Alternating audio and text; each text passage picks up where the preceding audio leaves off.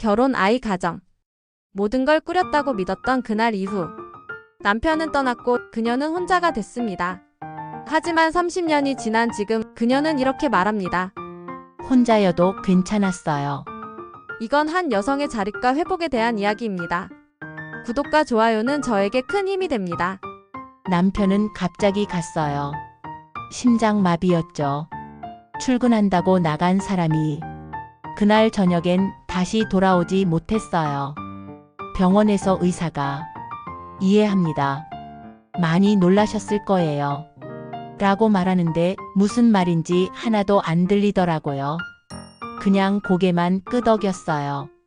딸은 그날 울지도 못했어요. 가만히 아빠 옷을 껴안고만 있었죠. 아들은 병원 복도 끝에 혼자 서 있었어요.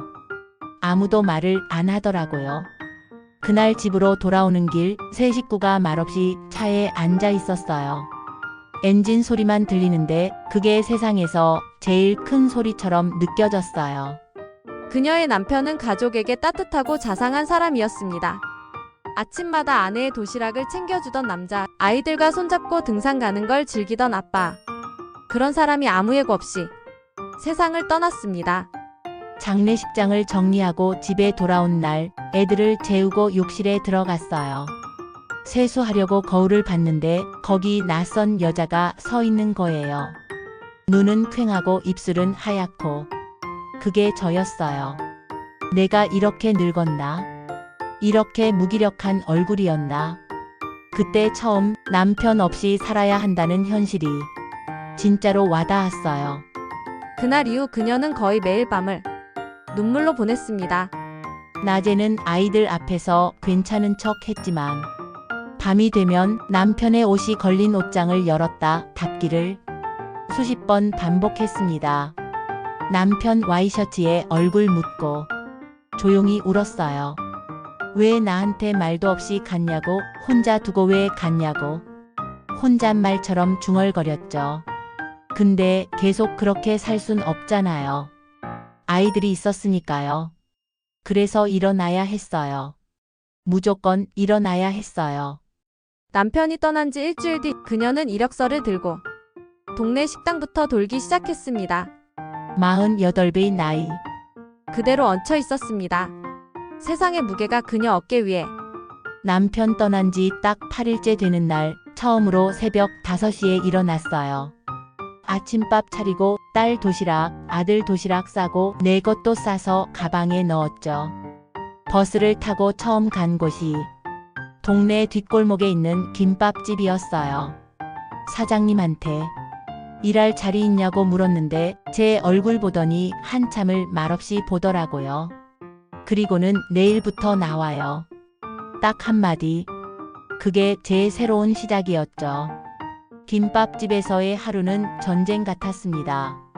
아침 7시부터 저녁 7시까지 하루 12시간 넘게 서서 일해야 했고 손에 굳은 살이 박히고 다리는 퉁퉁 부었습니다. 손목이 너무 아파서 밤마다 파스를 3개씩 붙였어요. 점심시간에 쪼그리고 앉아 찬 도시락 먹으면서 내가 이렇게까지 해야 하나 싶었지만 아이들 등록금, 교복값, 집세 생각하면 그냥 다시 일어나게 되더라고요. 쉼 없이 일했습니다. 동사무소에서 임시직, 김밥집 식당 청소 일. 그녀는 10년 동안. 한 번은 겨울에 눈이 엄청 온 날이었어요. 그날 새벽에 버스가 안 와서 식당까지 30분을 걸었죠. 발끝이 얼어붙은 채로 식당 문을 열었는데 사장님이 저 보더니 아이고 미쳤네 그러더라고요.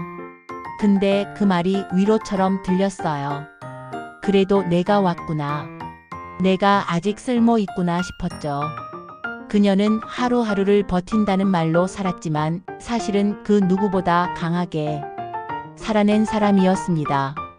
그 시절엔 눈물이 나는 날이 많았어요. 근데 웃는 날도 있었어요. 아들이 시험 잘 봤다고, 딸이 장학금 받았다고 그런 말 하나에 손목 아픈 것도 허리 쑤시는 것도 다 잊혀졌어요.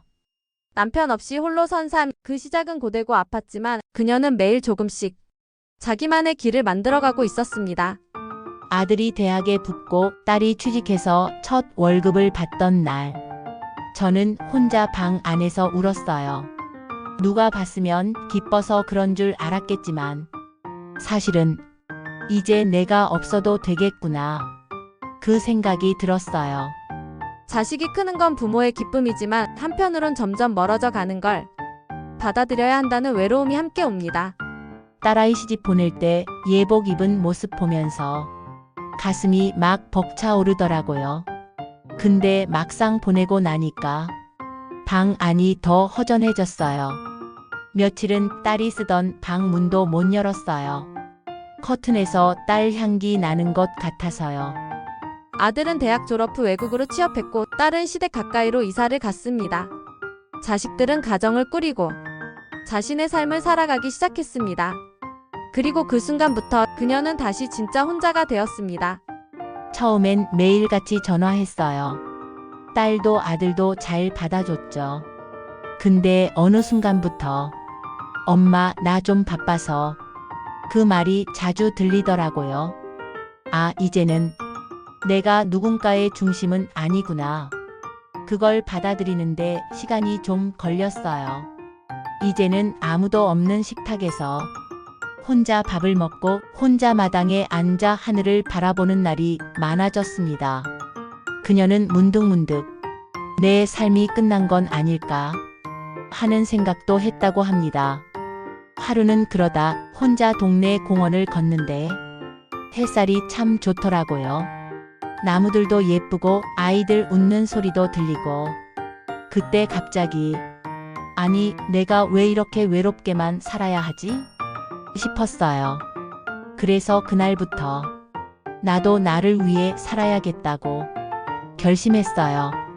그 결심이 그녀의 노후를 완전히 바꾸는 첫걸음이 되었습니다. 아이들 다 떠나고 처음엔 정말 할 일이 없었어요.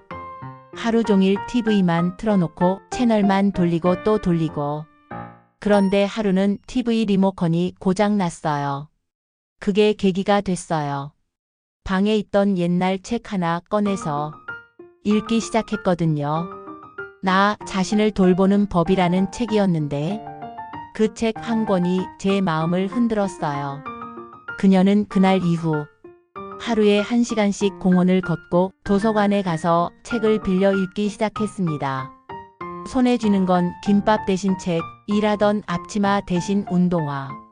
구청 문화센터에서 스마트폰으로 사진 찍기 수업이 있더라고요. 한번 가봤죠. 저 말고도 혼자 온 분들 많더라고요. 사진은 엉망이었지만 그 수업에서 처음으로 친구가 생겼어요. 그녀는 서서히 자신을 위한 시간을 만들어갔습니다. 시를 쓰기 시작했고 근처 복지관에서 진행하는 자원봉사 프로그램에도 참여했습니다. 그리고 그 안에서 다시 웃음을 되찾았습니다. 누가 그러더라고요. 혼자 있는 시간이 외로움이 아니라 자유일 수 있다고. 맞아요. 예전에는 늘 누구 챙기느라 내가 뭘 좋아하는지도 몰랐는데 이제는 내가 나를 챙겨요. 내가 좋아하는 음식, 내가 듣고 싶은 노래, 읽고 싶은 책. 그게 얼마나 소중한지 이제 알았어요. 사람들은 노후를 끝이라 생각하지만 그녀에게는 다시 시작이었습니다. 누구의 엄마도 아내도 아닌 나라는 사람으로 살아가는 연습. 지금은 혼자여도 괜찮아요. 혼자 밥 먹고 혼자 여행도 가고 혼자 웃고 혼자 자요. 근데 그게 이상하지 않아요. 오히려 편해요. 진짜로요. 그녀의 혼자 사는 삶은 절망의 연속이 아닌 자유와 자립의 새로운 이름이었습니다. 예전엔 늘 내일이 두려웠어요. 아이들 잘못될까봐, 돈 떨어질까봐, 몸이 아플까봐. 근데 이제는 내일이 기다려져요. 아침에 눈 뜨면 오늘은 무슨 꽃이 피었나, 오늘은 누구랑 어떤 이야기를 나눌까, 그게 궁금해져요. 그녀는 이웃들과 텃밭을 가꾸고 주민센터 노래교실에도 다닙니다. 매주 금요일엔 혼자 영화를 보러 가고 가끔은 딸집 손주를 돌보러 갑니다. 주변에서는 외롭지 않냐고 묻지만 사실 요즘은 사람들 만나고 돌아와 혼자 있는 시간이 제일 좋아요. 창문 열고 라디오 틀고 차 한 잔 마시는 그 순간이요. 그녀의 노후는 사람들이 흔히 말하는 고독사와는 완전히 다른 결입니다. 그녀는 혼자이되 고립되지 않고 혼자이되 외롭지 않으며 혼자이되 충만한 삶을 살고 있습니다. 혼자여서 좋은 건 내가 나에게 솔직할 수 있다는 거예요. 남 눈치 안 보고 내 감정 숨기지 않고 웃고 싶을 땐 웃고 울고 싶을 땐 그냥 울어요. 그게 얼마나 자유로운지 몰라요. 남편 없이 30년. 누구도 대신 살아주지 않았기에 그녀는 더 강해졌고 더 깊어졌습니다. 돌아보면 참 길고 힘든 길이었지만 지금 이 순간 나는 분명히 말할 수 있어요. 나는 지금이 제일 좋아요. 이제야 진짜 내 삶을 살고 있는 것 같거든요. 지금 혼자라는 이유로 두려움 속에 있는 누군가에게 따뜻한 위로가 되기를 바랍니다. 이 영상이 마음에 와 닿았다면 좋아요와 구독 그리고 댓글로 당신의 이야기도 들려주세요. 우리는 혼자가 아닙니다.